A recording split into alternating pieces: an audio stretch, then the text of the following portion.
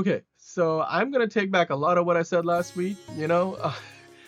Much better episode than what I saw in episode 4. I mean, in some ways, episode 4 is still pretty good. I mean, look, no episode in the show is bad. But episode 5, you start to get like a lot of flashback and some context, historical context to who Miss Marvel is, who Kamala Khan is, and how she got there and her family legacy.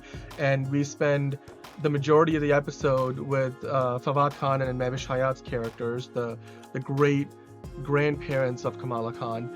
And to me, that there was incredibly gratifying to watch, because you got to see a pre 1947 India, like, before the partition and Pakistan and India being created in 1947. We got to see 1942 and really where it was a lot of tensions between Muslims and Hindus that led to, over years, riots and other conflict of the kind, which is primarily why the two countries were separated in partition. And when the British left, they only continued their policy to divide and conquer, and that's how they ruled India over the centuries that they did. And when they, on their way out, I think there was enough. There was definitely enough conflict between the two sides, like the Hindu community and the Muslim community in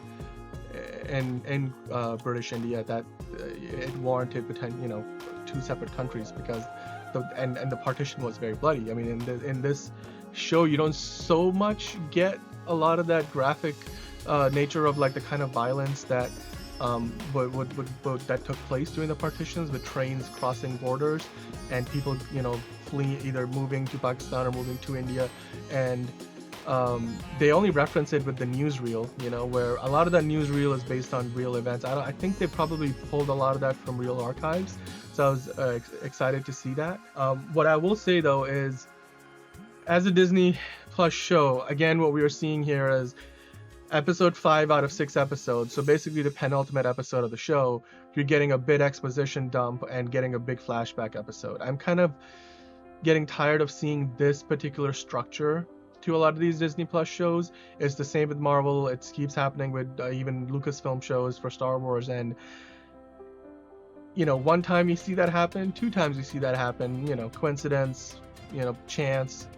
3, 4, now you're seeing this happen like basically with every show that they put together that's 6 episodes long, and it's got this same story structure. That's not by accident, that's by design.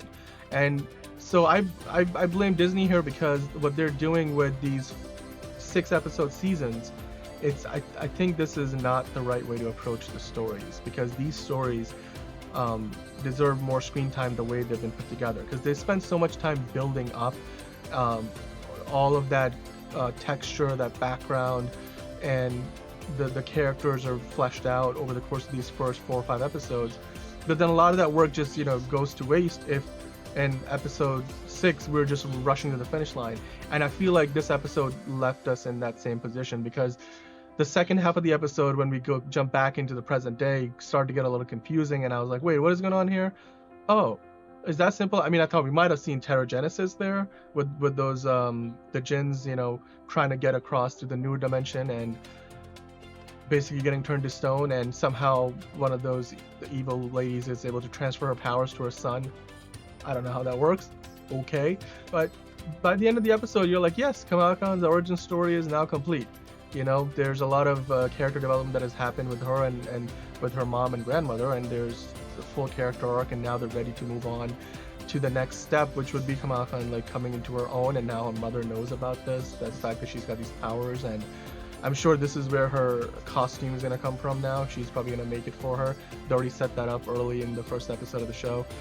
But I'm sort of interested to see now what happens, because the jinns, who seemed like they were going to be the villains of the show, I think that story is at this point resolved. So is the Department of Damage Control going to be like the big bad of the last episode? What's going to happen with Kamran? What's going to happen with Bruno? We see them toward the end of the episode. I'm excited to see where that goes. Let's see what happens. I'm excited to see what they bring in the final episode of the show. Obviously, it's going to set up some stuff for the Marvels movie. It's probably going to set up a few things for some of the other Disney Plus properties that are coming up from Marvel. I'm interested. I'm intrigued. I'm a little concerned because the track record that Disney Plus has had with these shows recently does not quite speak for itself, or it does speak for itself, but not in a good way. So we'll see what happens. I'm interested. I'm intrigued. I'm excited for the season or the series finale of Miss Marvel. So let's see what they bring.